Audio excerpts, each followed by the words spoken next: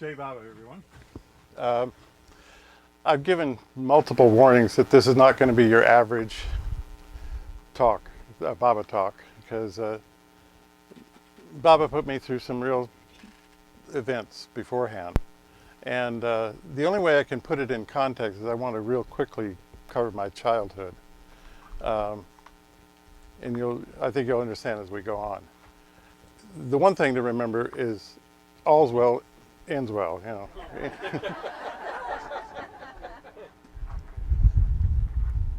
So, uh, my childhood started out really good. My father was in the service, and we moved around and lived a lot in the South Pacific. And I found out that one of the islands we lived on was Kwajalein, and I'd never met anybody else who lived in Kwajalein until yesterday. And that was Sam's wife, Ellen. She lived in there. Lived in Kwajalein what in 19. I'm sorry, Margaret. I got having a hard time remembering Ellen. And Margaret lived there in 72. right in '72, but I'd lived there in 1951, and everything was going really well. And then my father was a naval aviator, and he was on the aircraft carrier called the Yorktown, and he was in second in command, and he was all of a sudden killed in an aircraft in a crash. But I wasn't told that he was killed. I was sent to my relatives up in Idaho, and 3 months later came back and found that my father was dead and that my mother was remarried. And so it was a real shocking time for me. But it was actually the time that I first really felt Baba. I mean, and it was an extremely strong presence. And I'd never felt anything about God before that. But anyway, the man that she married was very difficult. And I don't know if he didn't like me or whatever. I really tried to bond with him in the beginning, but he was impossible. And he had me pretty much working every night till 9 o'clock. I never got to study homework or anything like that. Had me working on the weekends. He would have me do stuff like, he had a Jaguar, and he would have me clean it and do the interior with a toothbrush. And at the end of the day, he'd say, "You're getting a good start." You know, it was, so by the time I was 14, we really, I'd gotten to where I wasn't trying anymore. That was it. One day I remember we got pulled over by a policeman. He did a U-turn in the middle of the block, and when the policeman left, he said, "Do you know what I did wrong?"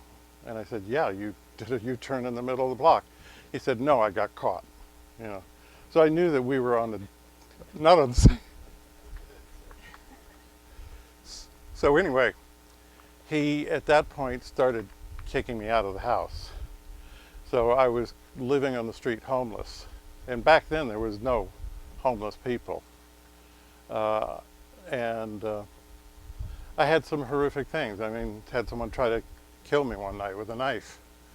And I was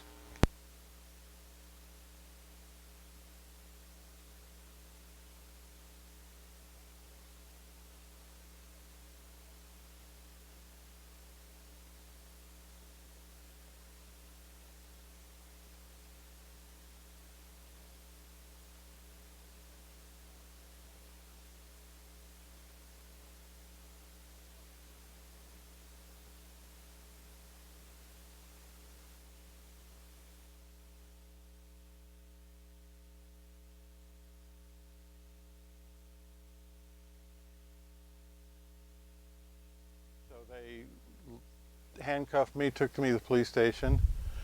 But once they got me to the police station, they realized they had a problem because they didn't have a confession. They didn't have any evidence really. And so what are they going to do? They've kind of broken the law a little bit. So they took me back to my house, my parents' house. My mother by now is in the last 3 years of her alcohol life, and she died 3 days. But she's drunk, and they get her to sign a a complaint of incorrigible. They told her they were going to take me into the prison, into the jail for a night and scare me and bring me back, and then they'd get their confession. What she didn't realize is when she signed that paper, she signed me away. I was now a ward of the state. And 2 weeks later, they took me to court, and there was 10 of us chained together, and the first guy had stolen a car. They call it grand theft auto. And the judge gave him like 2 weeks in juvenile hall. The second man, he had broken a window in a store and stolen some stuff out of the store. Judge gave him 2 weeks. Third guy, he had knocked a woman down and stole her purse. He got 2 weeks. And then he came to me and he said, what was the charge? It was incorrigible. He said 9 months. And for some reason, I just started laughing. I think most of it was just nervousness. And as I laughed, he got angry and he said, how about 18 months? And then I laughed more. I had to sit down. And he said, 24 months. And when he said 24 months, I laughed more, and then he said, get him out of here. And they dragged me out of the courtroom. So anyway, they sent me to a place down near Chino's men's prison. And I spent 2 years there. And it was a pretty brutal place, Every Wednesday they would take us down to the gymnasium, and the guards would pick out 2 people to get up and fight. And you just had to fight till one person was unconscious. And the guards like to pick one small guy and one big guy. It was kind of a sport for them. It was gladiator. And you just had to be careful all the time, because once some guy came up and just out of nowhere hit me so hard my nose was flat on my face. But, and it was the only time I've ever experienced this, but I lost consciousness, but not unconscious. I just went red. And when I was done with him, he didn't wake up for 3 days. And the doctor claimed that I'd beat his head on the concrete, and I hadn't. I'd hit him with my hand. His whole head was like, about this far out. But it was a pretty rough place. Anyway, I was supposed to get a visit every 6 months and for a progress report. And then after 2 years, hopefully I would get out. And in 2 years, nobody ever came for the progress report. And so one day, 7 guys came in at the same time, and I found out that they were going to break out. And they were going to break out. South of this place was a big cornfield, giant cornfield. And they were going to go through the cornfield because they felt like once they got in the cornfield, nobody's going to find them. And the guards were used to that. They just wait around the outside of the cornfield and eventually they'd come out. But in the meantime, I went the other way and alone and succeeded in getting away. And I made my way to Ojai. And so I lived for 6 months here in Ojai, in some place called the River Bottom. I don't even know where it is now. And at some point I got extremely sick. I got tonsillitis, and I knew the police were looking for me, and a policeman came up and asked if I knew this guy, and I said, yeah, I'm that guy. And so they arrested me again and took me back and took me to court again. And the way court worked back then was there was a judge and there was a probation officer. The probation officer would hand your file over, and on the outside of the file would be his recommendation for a sentence. So the judge would just read the sentence. So I'm standing in front of him, and he said 2 to 5 continuous, which meant that I was going to stay in there until I was 18, and then they'd move me to San Quentin.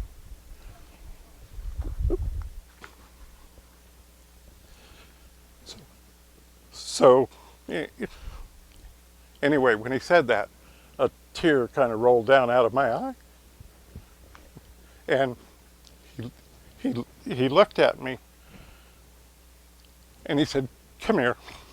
And he said, get a chair and sit there. And he opened up the file and he read the whole file. And he said, he looked up and he said, I'm sorry.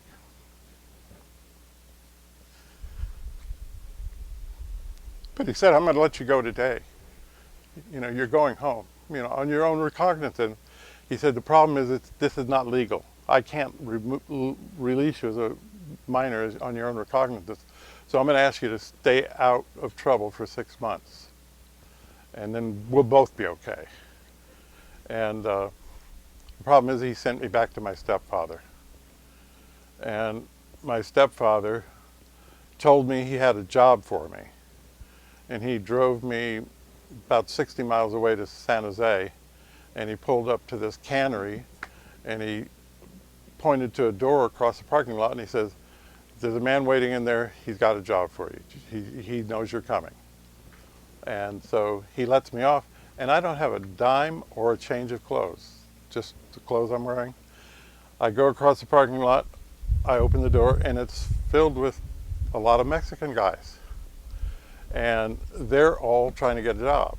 And at the back of the room is a window that opens up every once in a while, and they hand out a job slip. And so when that window opens up, it's a fight for the job slip. So after about 10 minutes, I figure the system out, and I get a job slip.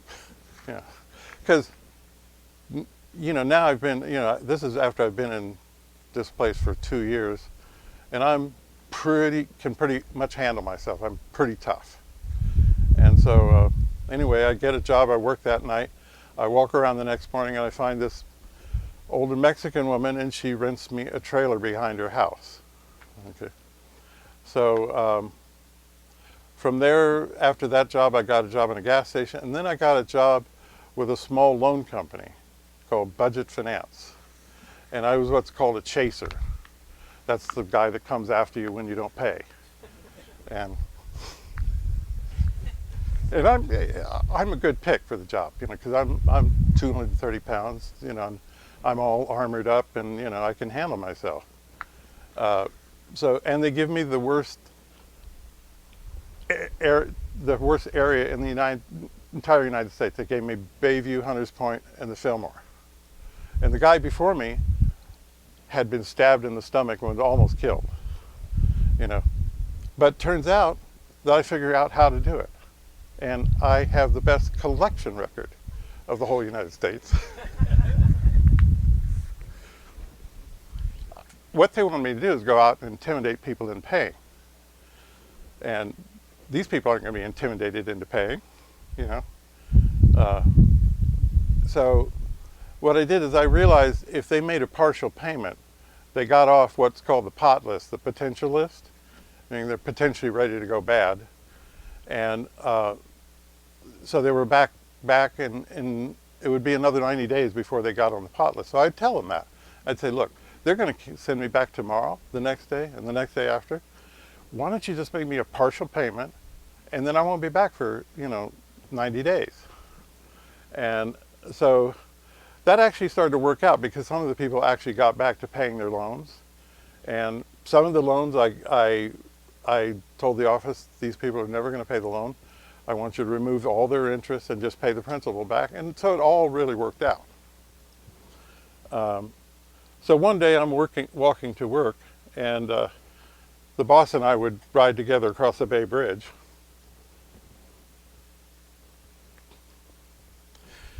And so I'd meet him in the morning and ride with him. And just one side of his house was this kind of storefront that's abandoned and been turned into an apartment. And as I go by, I see this picture in the window. It's the ancient one. And I just look at it and walk on by. The next day I go by, it's there again, I look at it. This kind of time it kind of annoys me. And the third day, now it's really getting to me. So I walk over and I actually kick the door. And this guy opens the door and he says, "Can I help you?" I said, "Yeah, who's the guy in the picture?" And he said, "Oh, that's Marababi, he's my master." And I said, "Oh, okay." He said, "Would you like to come in? I'm fixing a cup of tea." And I have 4 or 5 minutes, so I said, okay. So we go in, and he sits me at a table, and he goes to the stove, and he's cooking some tea, and I see a pamphlet on the table that says, God in a Pill. And it's Baba's warning about drugs. And at the same time I'm looking at this, he says, hey, I'm about ready to roll a joint. You want to smoke one with me? So I said, nah, that's okay. I really got to go. And so that night I'm coming home late, and I call my wife, and I say, I'm going to be a little late. She says, oh, I have some Baba lovers here. Somehow she's met 2 Baba lovers on the street. And this is when there's not a lot of Baba lovers walking around. And I said, well, okay, yeah, just make sure they're not there when I get there. And so I go home, and it's Mick and Ursula. Mick and Ushi, we called them back then. And we get to talking, and I kind of enjoy. They've just come back from Asia and hitchhiking, all over the place. So we just kind of develop a friendship, and then I start going over to their house and stuff. And we're also talking a lot about Baba, and I get real interested in Baba, and so I'm starting to read a lot. I read Purdam's of the God-Man. I read Francis' Day with God. I read the Everything to Nothing. I read the Life at Its Best. I start to read the discourses, and I'm just like just inhaling it. And now I'm coming to the idea that even if this guy is not God, because this is a big stretch. I mean, this guy in India who doesn't talk, he's God and all that, But he's a good guy. So I decided, even though it's a big stretch, I'm going to go with this, because in the end, if it doesn't work out, it still worked out because this guy's telling you how to live right. And so anyway, let's see, where are we? Okay, so now we're in '68, and I get one day Robert Dreyfus. Does anybody know Robert Dreyfus? Yeah. Robert comes home. He's taken a new job as a waiter at a restaurant called Cruchon's, and he's done all of 1 hour, and he says his waiter karma is over.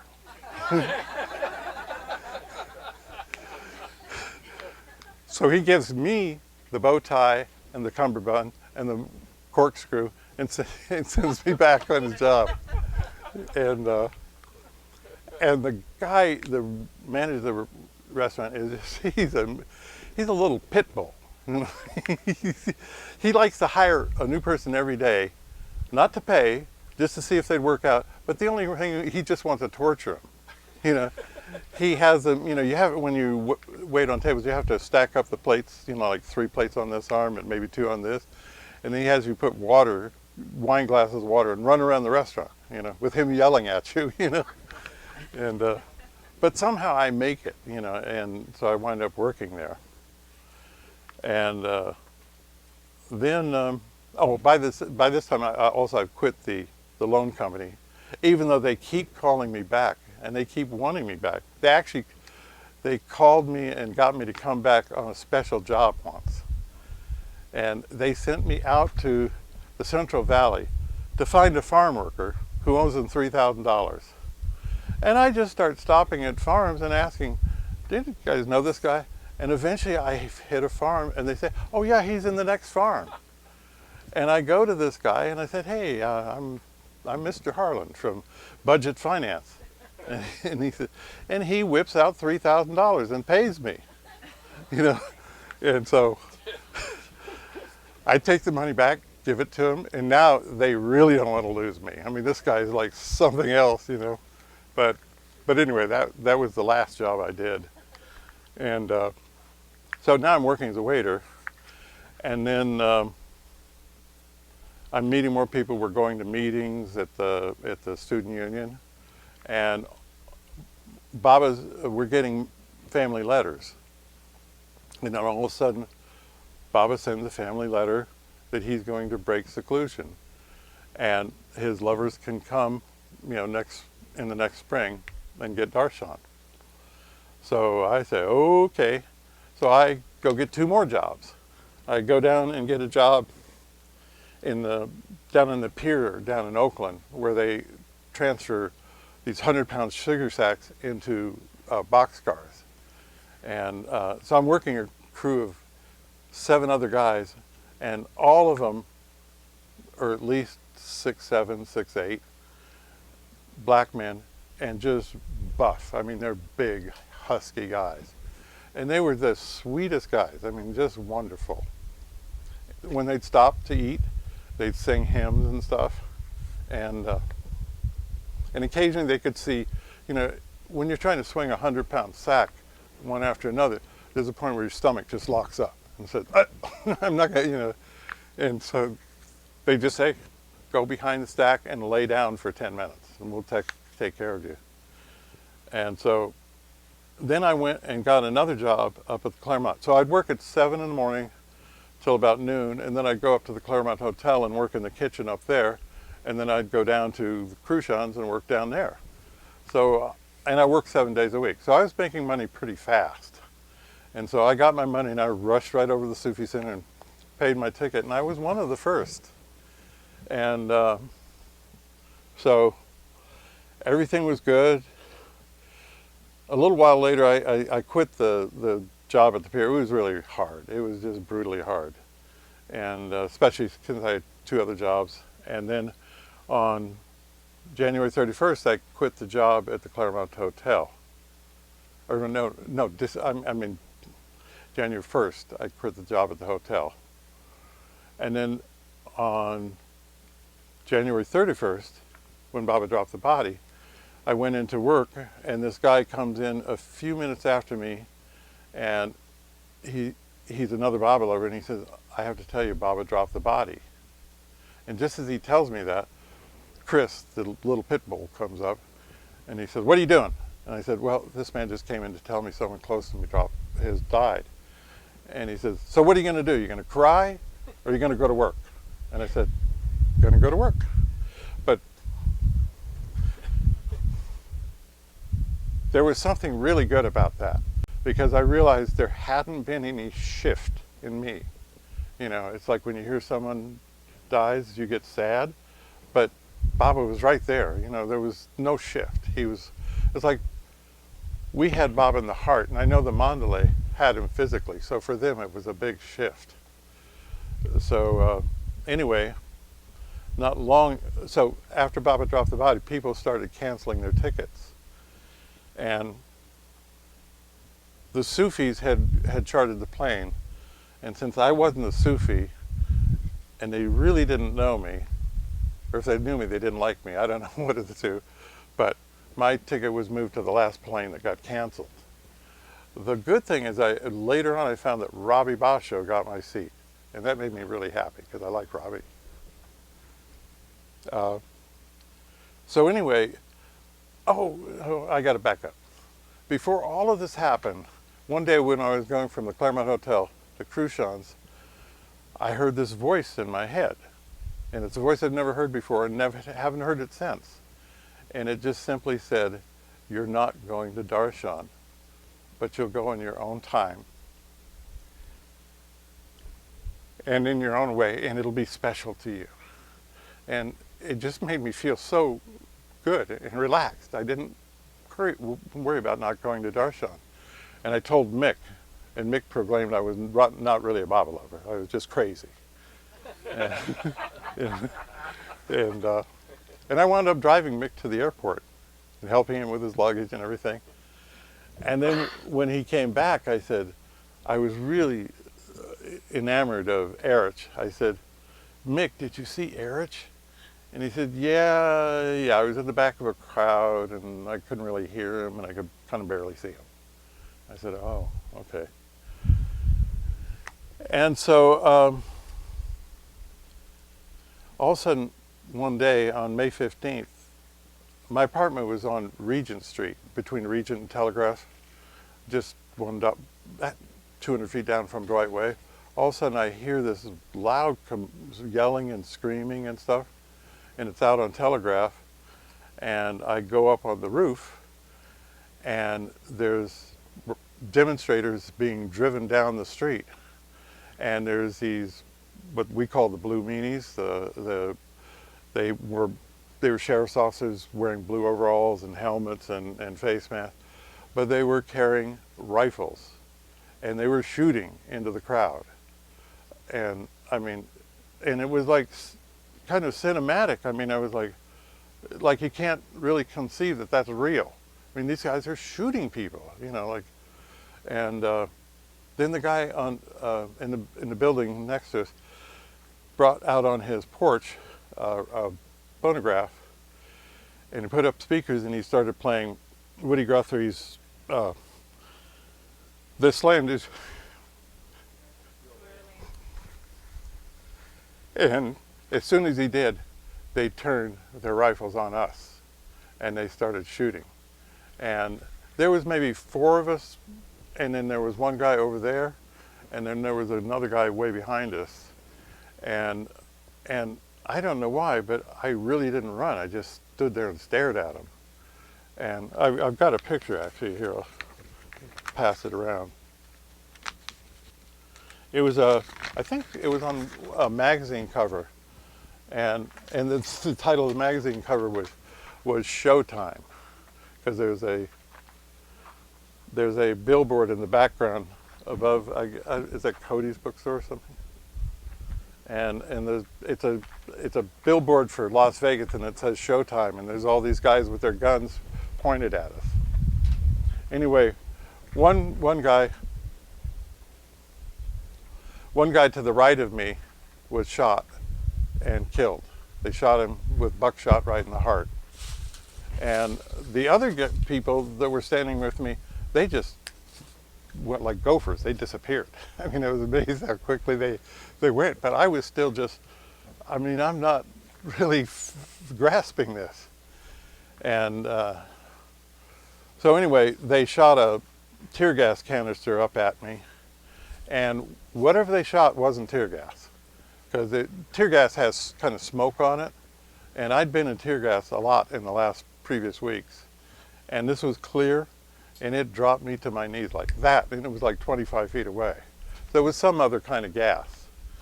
And as I'm on my knees, I'm facing back, and I see the man he's standing up on top of a stairwell tower. He's a carpenter that's been working on the roof up there for the last 3 or 4 weeks. And I see him get hit in the face. They shot him directly in the face. And so I run back and I climb up this ladder and pick him up and carry him down the ladder and put him in an apartment on a mattresses on the floor. His name was Blanchard, Alan Blanchard, and the other guy's name was I can't remember right now. But anyway, so before all this happened, I was so involved in Baba and these 3 jobs, I wasn't really very political, but this kind of changed my whole viewpoint, you know. And the other thing, Ronald Reagan at the time was coming on TV saying horrible things. And he was making it out that the police were under attack, and it was the students that were attacking them, and they were desperately trying to save their lives, and it was nothing like that. You know, the demonstrators were putting flowers in their guns, you know, I mean, so it was and he made statements like, if we need a bloodbath, let's have it, you know. And he also said that he said a bunch of things, but anyway, that doesn't matter. But this is just at the time that I found out about Baba, and so this is after I found out about Baba. No, this is after we started coming back from Darshan, and so things start to calm down. I mean, there's concertina wire across the street, and there's police. 3 or 4 times, cars rush up out of nowhere at me, and the doors are opening, and they're after me, and I don't know why. You know, they've targeted me for some reason, and so anyway, one night in June, late June, I decided to go for a walk on the campus, and I walk up to the east side of the campus, the north side of the campus, down the other side of the campus. And then coming back, I decided to stop at Student Union and take a little rest. And I don't know if I noticed it then or after I got inside, but the display cases were all filled with pictures of Baba. And so I went over to these benches that were against the wall, and I sat down, and I look up, and there's a picture of Baba, you know, just like looking down. And then I see something that looks like a cross, but it's a shadow, but it seemed to fall across his face as I'm watching it. And just as that happens, some guy next to me that I didn't even notice screams this blood-curdling scream, jumps up, and runs out the door. And I think, you know how we talked about how intense it was back then? This was the kind of thing that you didn't think was unusual. You know, it was just, that's just what's going on here. Yeah. So anyway, a few minutes later, I get up and I head down the street. And I'm walking down Telegraph Avenue, and it's about 5 blocks down to Dwight Way where I have to turn up. And about a block and a half before that, in front of this ice cream store, I see this big crowd of people looking in the ice cream store. And so when I get down there, I look in, and here's this guy that had run away, and he's like screaming and clawing at the wall. And you know, they have kind of lattice and stuff on there, and he's just peeling it off. And I just go in, push my way through the crowd, and I reach and I grab him, and as soon as I touch him, he just calms down. And I just slowly pull him out of the crowd, and I tell everybody, I think I know what's going on. You know, don't worry, you know. And nobody says anything, you know. And so we walk back to my house, or to the apartment. We go inside, and as I'm standing across the room, he comes up and he stands right in front of me, about this far apart. And he's kind of angry, and he says, "That man came down out of the picture at me." And I said, "That's Mir Baba." I said, "He's my master." And he's like looking, combination of angry and confused. And I said, wait, let me get you a book or something. And I went and got him a book. I think it was like The Everything and the Nothing or something. And I give it to him.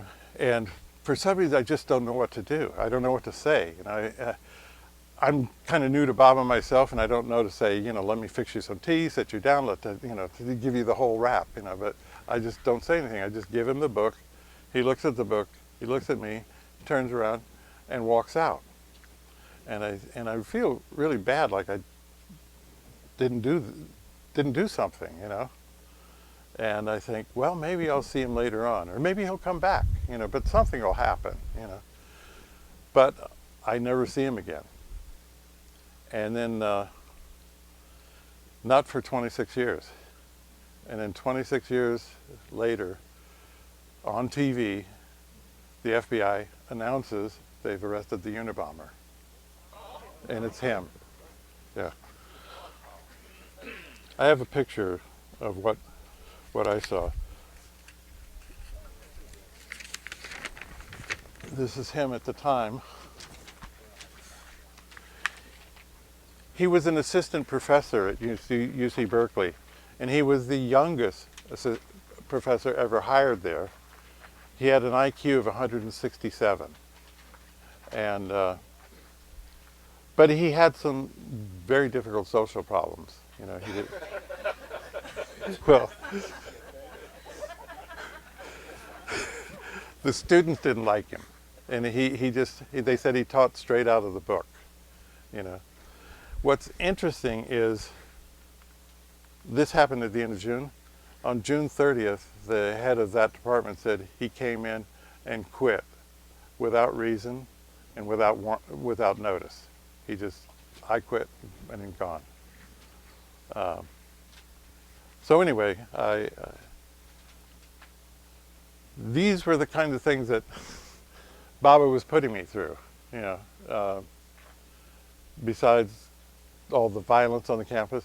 Turns out that the FBI had somehow identified me as a leader. And the reason they identified me as a leader is how long ago did we get the FBI report? 5 years? Yeah.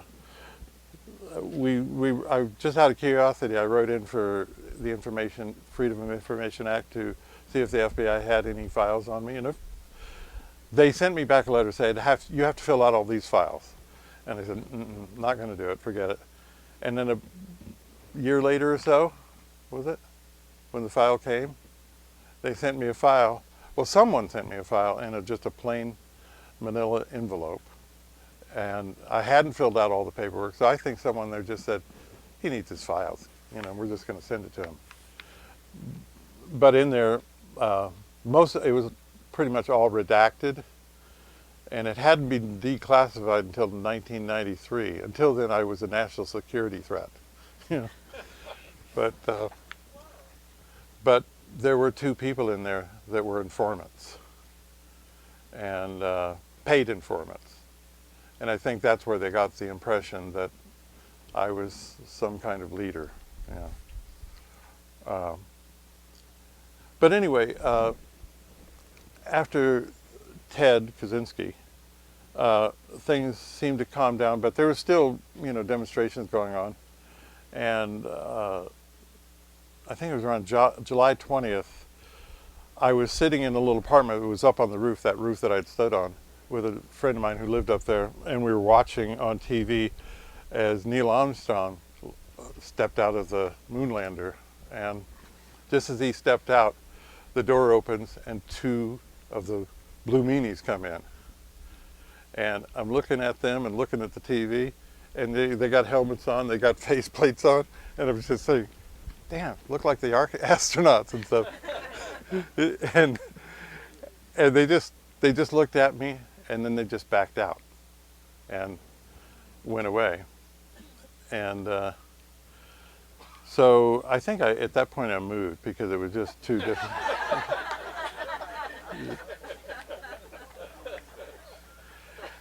And then one day I woke up and it just felt like every cell in my body was pointed towards India. I just woke up that day knowing I've got to go, and I've got to go now. And so I started thinking of the things. I had to get a passport, I had to get shots, I had to get tickets and stuff. And so I got pictures and went over to the passport office in San Francisco, and I gave him the application and the pictures, and the guy looks it all over, and he looks up at him and he says, would you like this now? And I said, oh yeah. So normally I think it's like a 2-week wait or something, but he has me go sit on the bench on the other side of the wall, and about 20 minutes later he comes out with the passport and hands it to me. And then I go to get my shots, and the nurse, this is a series of shots that takes about 5 days to get, because you get all kinds of them, and they make you sick. And she says, would you like to take them all now? I said, oh yeah. And get deathly sick that night. And then go down to get my ticket, and then the lady says, oh, I just have this special ticket. And I had a ticket. So it's like, in a few days, I'm gone. I'm off to India. And when I arrive in India, Adi K. Irani, I arrived at the trust office, and when I arrived, Adi K. Irani looks at me and says, who are you? And I said, my name is Greg Harland. He said, what are you doing here? And I said, well, I'm coming to see Baba's tomb. And apparently you're supposed to write and send a picture ahead of time. And I'm pretty sure I thought I had done that, but he said he never got it. So Adi, day one, doesn't like me. And other things happen that don't help. But so he piles me in the car and drives me to the other end of Nagar and puts me in what I'm sure he figured was the worst hotel he could find. And it was, for me, it was great, because I went in and I went upstairs, and the room they showed me, it was the walls and everywhere it was covered with pond spittle. And so, okay. And so I dragged the beds out into the hall, and I went down to Mahatma Gandhi Boulevard and bought a bucket and a brush and some soap, and went back. And the window was just actually just an opening with rebar in squares. And it was just filled with faces. I mean, Indians just watching me scrub this room down, And And so when I was done with that, I went out and walked around and, just walked around the vegetable market and stuff. Came back and the manager of the hotel was standing at the front, and he had this white jacket on, and it was one button off, it's kind of crooked, and he's waiting for me because he wanted to take me on a tour through the hotel. And we go in, and there's people all over the hotel with brushes and buckets, and they're all So next morning I see these women, there's a big well out in front, and I see these women washing their clothes. They get the water and they dip their clothes in, and they beat the dirt out of them. They don't use soap. And so I said, oh, I got to wash my clothes. So I'll go down and wash my clothes. They'll help me. So I go down and start washing my clothes, and this is like having a Martian, land in New York, and he's going to wash his clothes on the corner, right? I mean, there's like 400 or 500 Indians in this big crowd standing around me, watching me wash my clothes. And so this one man steps out of the crowd, and he said, "Sir, would you do me the honor of coming over to my apartment and having tea?" And it's like shooting an elephant. Have everybody heard of that book, Shooting an Elephant? It's about how George Orwell has to shoot an elephant, and everybody's looking at him, waiting for him to do it, and he feels all this peer pressure to do it. It was kind of like that. All these Indian eyes are looking at me, waiting for, will I come with him? So I turn around and look at my clothes, and they're gone. So I said, oh, okay. So we go across, all of us, and go in, and there's this one chair set up on one side of the room, and they file in on the other side of the room, and we have tea, and as soon as we're done, another man steps up and he says, you've done this man a great honor. Now you owe it to me to come to my apartment next door. So we all move to the next apartment. Anyway, have tea there. And as soon as we're done, the crowd parts, and this woman comes out with all my clothes, and they're all perfect. So anyway, I go down and I change money at the bank, which was changing money back then was a trip. I mean, they had me sit at the manager's desk, and he called for tea, and then we sit and we're having tea, and he calls these two guys, go get this ledger. And this ledger must be like 3 feet long and about this thick and about this wide, and they come in on his desk, and and he makes a little notation in the book, and and they take it off. It was, but that's the way what they did is they created lots of extra jobs. The time I'd done it before that, I'd gone into this place and I wanted to cash a cashier's check, and there was 10 guys sitting around the room on little benches, and I handed it to this guy. He looks at it, looks like it, and then pays it, and goes all the way around the room, and so they like to create jobs. But anyway, I go to Adi, and he says, "We'll change money." And I said, "No, I just did it." And now he's really upset with me because he makes a little bit of money changing money, but I don't know that. Yeah. So anyway, he makes a deal with me to go out and stay at Mehrabad, and I pay him the same rate that I was paying my hotel. Unfortunately, he put me in the cheapest hotel in town, so that's all I'm going to pay him. But anyway, I wind up staying for about 3 months with Padre and Mansari out in Mehrabad. And when I first came there, there was 3 other people there. There was a couple. The guy was from Australia, and the woman was from England. And then there was another guy from Boston. And me and the Australian guy really had a good time. We liked each other. And we found the guy from Boston one day laying on his back in the middle of the street with this just big grin on his face. He had just all this crowds and stuff, surrounding him and following him. He just that happens to some people. So we took him to Adi's office and carried him, and Audie somehow put him on a plane back to Boston. But another thing is we were walking through the bazaar. He wanted to show me through the bazaar, and we were so engaged in conversation, we stopped to have tea in a little chai shop. And when we finished, the man came and picked up our cup, and he had this old rag, and he just wiped it out and took it to another table. And we looked around, and we realized we had stopped in a leper's chai shop. So everybody in there had leprosy. So we just said, wait, it's too late now. But anyway,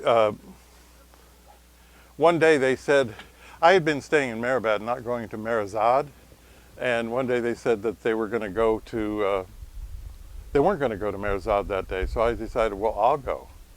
And so the next day I took the bus out to Merazad, the city bus, had the bus driver drop me off at the end of the road, and you all know that long road down to the gate. So I'm walking down this beautiful, long, tree-lined road, and it's just really exciting. You know, here I'm going to Merazad, and I'm going to see all the mandalay and Erich, you know.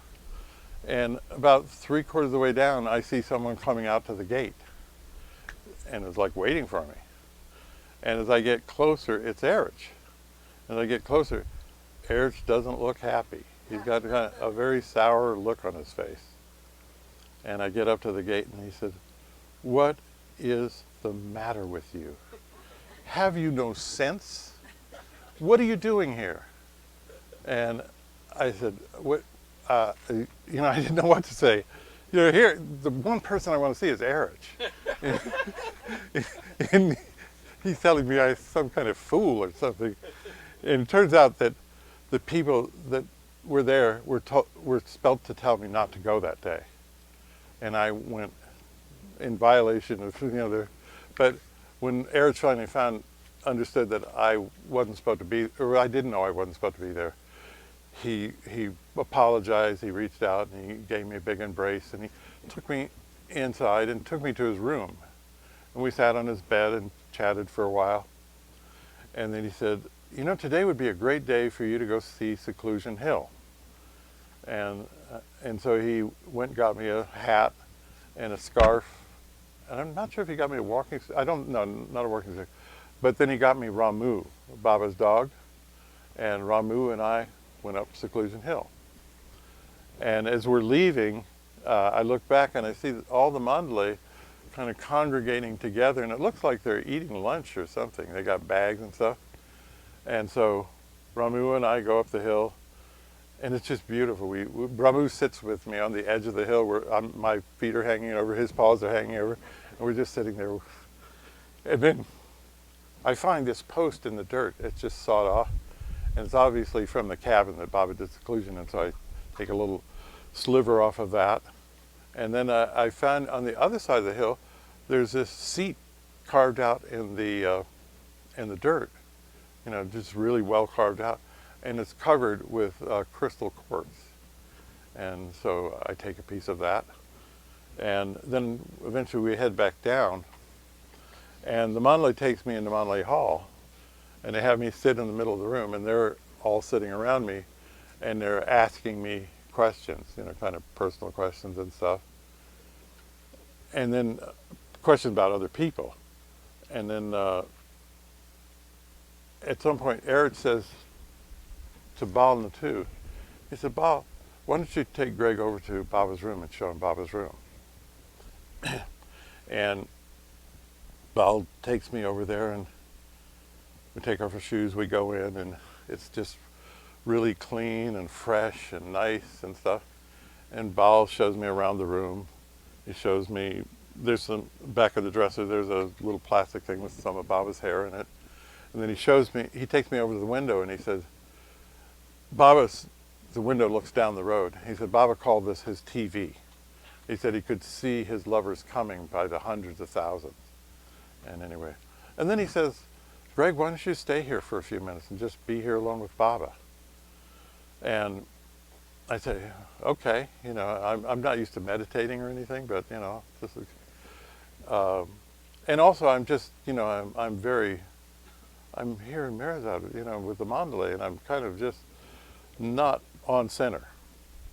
And he leaves the room, and then after a few minutes, the door in the back of the room opens up, and I'm seeing a woman coming, and I'm thinking, oh boy, this is a problem. I got to get out of here, because at this point, all I know is from what I've read, the women are secluded from the men. They can look at men, but men can't look at them.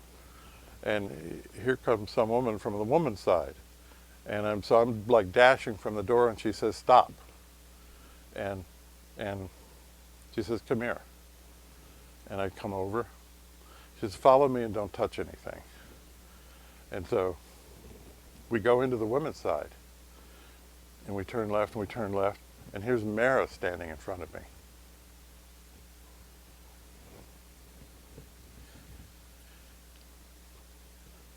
And Mara's got her arm in a sling. And first thing she says is, she says that Baba's letting her share his suffering. She'd hurt herself. And then she starts to tell me that how sad she is that Baba's gone. She's just unconsolably sad. And she said a few days before, sometime before, she had been in the room by herself praying and asking Baba for a sign, just to give her anything to show that he's still here. And then she looked up at the window, and outside in the tree was Baba's face, smiling at her. And she said she called the women and told them real quick to get a camera before it disappeared. And let me see, you want to see that? This is a picture there. I don't know, have you all seen this picture?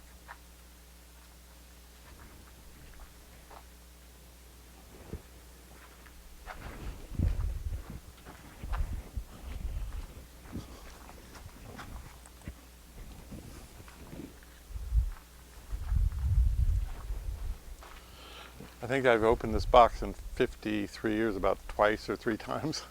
But she walks over to a nightstand, and Joan, you close this. Oh no. It's really hard to open. Okay.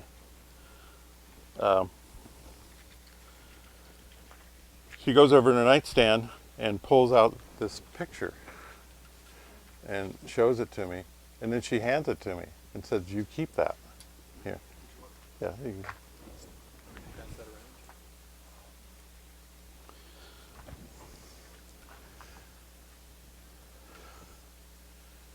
And then she goes back to her nightstand, and she pulls out this little package of Baba's hair that she keeps in her nightstand. And she shows it to me and hands me and says, "Keep that." And then she goes back again and brings this rose that she had pulled off of Baba's body when they put her in the grave. And she just gives me these things without, just like she wants to give them to me. Yeah. And so later on, I found that whole thing had been kind of planned, because they said that Mare had, this is like many months later after Baba's dropped the body, like 9 months later, and Mare had not stopped crying, and they couldn't get her to stop crying. And so the plan was, if they brought a young Westerner over there, she'd start talking to them, and that would kind of break this cycle of crying. And it actually did. She did stop crying. She still would cry occasionally, but she wasn't crying unstoppably. And the other thing is, that meeting that they were having while I was up on Seclusion Hill, they were trying to decide whether to leave, to return to their homes, or stay in Merzad as a family. And they came to the decision to stay, while I was up on the hill. So there's other things, but that's how long? What time is it now? Oh, we're in good shape. So a few more minutes? Okay. Okay, okay, well, let me, so anyway, being with the Mandalay for 3 months alone was just, I can't describe it. It's just indescribable. And that was that message that Baba gave me. You're not going to Darshan, but you'll go in your own time, in your own way, and it'll be special to you. Sorry. But the other part was staying at Mehrabad. I got to spend days with Mansari and Padre. Sometimes I would go up and spend the day with Mansari. Sometimes I would go down and spend the day with Padre. Sometimes I would sit with Muhammad on his bed and read magazines. Or he would read to me. But, you know, so it was just wonderful. So I wanted to tell you a couple of stories. One story that Mansari told me that I don't think, I've only told one other time. And I haven't heard about it other than they asked me back east to write it up. Mansari said that every morning she would go to the tomb and clean it up and then put out new flowers and, you know, put out decoration and stuff. And she said she woke up one morning and she said she felt really nervous, like there was something wrong at the tomb, something happening at the tomb. So she rushed over to the tomb and she realized when she got there she'd forgot the keys. But the door was kind of a thing where you could push it open a little bit and see about that far through it. So she pushed the door open and she said she saw Baba's Sadrak go by the door. And she said, Baba, is that you? And no answer. So she ran back, got the keys, came back, opened the tomb, and there was a big hole in the tomb. And she said, and the tomb was filled with a scent of roses. And she said, over the next 3 weeks or so, that scent covered the whole hill. And that during that time, many people came to take Baba's Darshan. Yeah. Indians, yeah. Padre, on the other hand, Padre wasn't a real, he didn't believe in spiritual stuff too much. Like there's a story where Padre was a photographer and he was taking pictures of Baba, and he was taking pictures of Baba while Baba was praying, and as soon as Baba puts his hands up to pray, Baba disappears. When Padre takes that picture, Baba's not there. And then he takes the next picture and Baba's there. And upset Padre so much, he just brought it to Ayrton and said, these are yours, take care of these. I don't want to deal with these. And the other thing is he, when that thing with the tomb happened, he just brought a wheelbarrow and shovel and filled it up and said, broken box. You know, that was his his interpretation. Yeah. But I've had to edit a lot of it out, but you know, that's the basic story. And I was there for the first Amritithi, and basically some villagers came up and they did some kind of dance with chains, and the women Mandalay came over and they made Mansari mad as a wet hen, because they went in and all the decorations she'd done in the tomb that morning, they just swept it out and put in their own decoration. And so she was really angry. But Mansari was amazing. Did any of you see her? You've seen her? Yeah. She was what, about 4'6" or so? I mean, she was like here or so. And she could be ferocious. I mean, I saw her twice in action. Baba called her his hot chili. Even Baba couldn't handle her, you know. And once I was coming up the hill, and I saw this guy sitting on a bench, and he was just like with his head bent over, and Mansari was standing over him like this. And she saw me coming, and she said, "You, come here. See this man? He's ruined himself forever. He's not even in the universe anymore." He had come up to try and throw her off the land. he was one of the trust people. That there was a kind of a shaky time with the trust there. And he came over with two other guys. They were coming down the hill running when I was going up the hill. And that poor fool stayed there and took a meeting. But another time she asked me, come with me. And we go back, and there's weeds behind the tomb, and they're pretty tall, real tall. And I'm following her through the weeds, and she stops, and we get there, and there's this little cleared area, and there's this marijuana plant. And she looks at me, is that what it is? Yeah, is that it? And I said, I think so. Okay. She says, I don't know, whoever it was in for trouble. Because she had, I'm sure, seen them going back there. And I can't imagine what, but she was a sweetheart. Is there any questions? You may. We have time for a question. Yes. What was your favorite part of living with the mountain?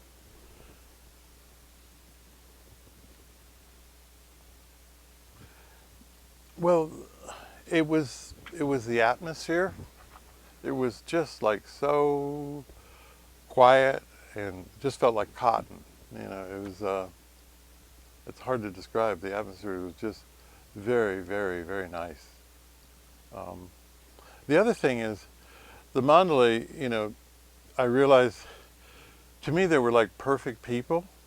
They were like, if you could really, how we all want to try and get to that, want to speak up when someone tells us, when someone makes us mad, we want to be honest with them, or, they had all of that just nailed, and in the case of Erich getting mad at me, he cleaned it up so good, real quick when he realized he was wrong, but they were just perfect people, and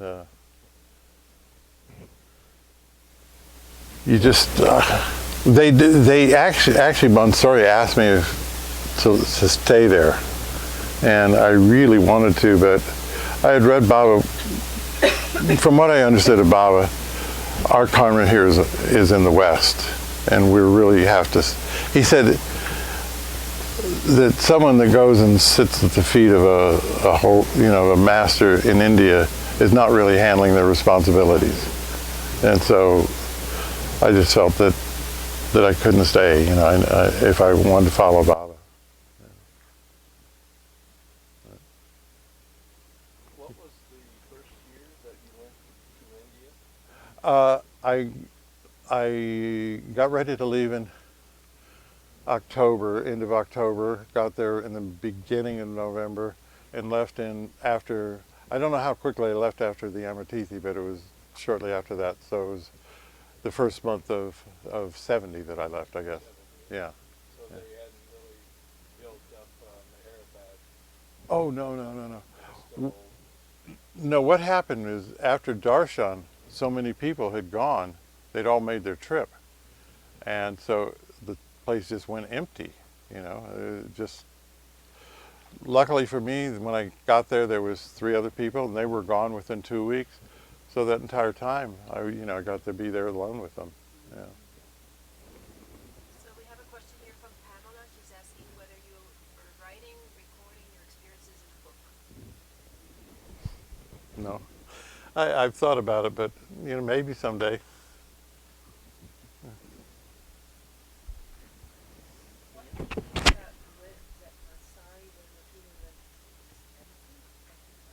What's that? You said that you went into the samadhi and it was empty? It was a hole in the ground? Right. Well, when she tried to look inside, she saw Baba's Sadra go by the door, and she called in and she said, Baba, is that you?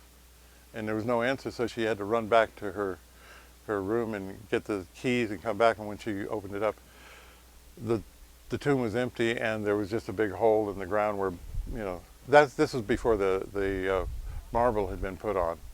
Yeah. Okay, we have another question.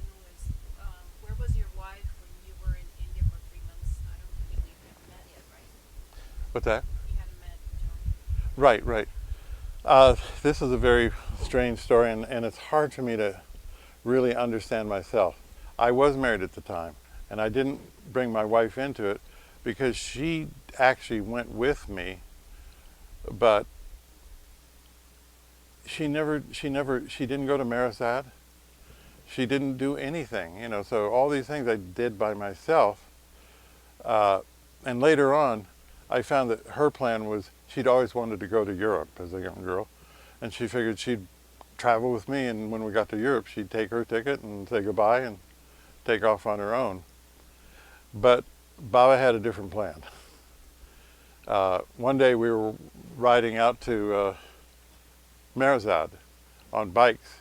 We were going across that little bridge there, and all of a sudden she just did a left turn right in front of this bullock cart and kind of got a little trampled. And then next thing is we were in a city bus, and she crashed her front teeth into the bar on the bus and knocked out her 2 front teeth. And the dentist in Ahmednagar only had molars. So he took 2.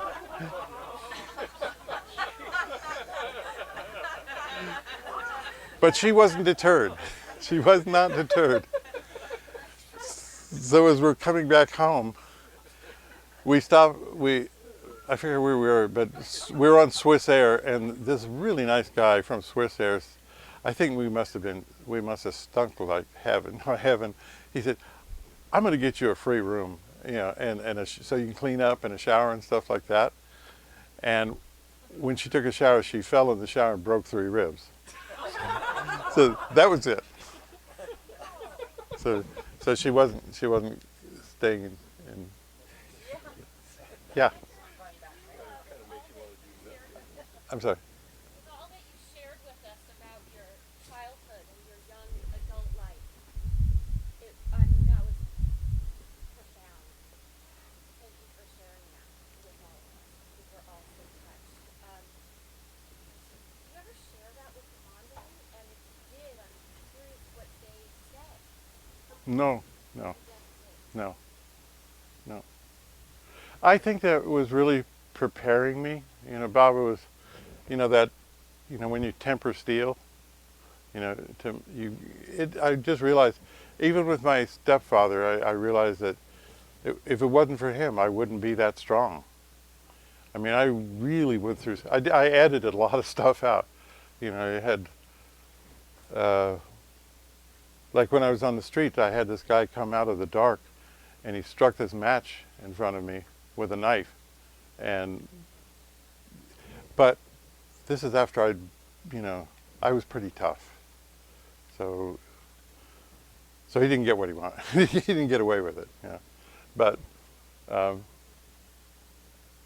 I think the whole thing, you know, with the riots and stuff, like I realized just that guy that got shot in the face, if I hadn't been there, he would have just dropped and he might have died, you know. So I just happened, you know, I had to be, and as I was climbing up the ladder, they were still shooting at me. I mean, bullets were ricocheting off the ladder and stuff, and as I brought them down, they were still shooting at me, you know. So I think, you know, it's a matter of being, Baba had to train me for that. Yeah. And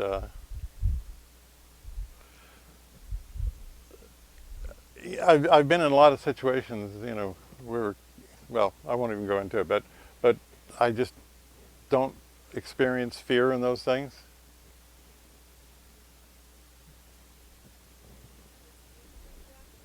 What's that?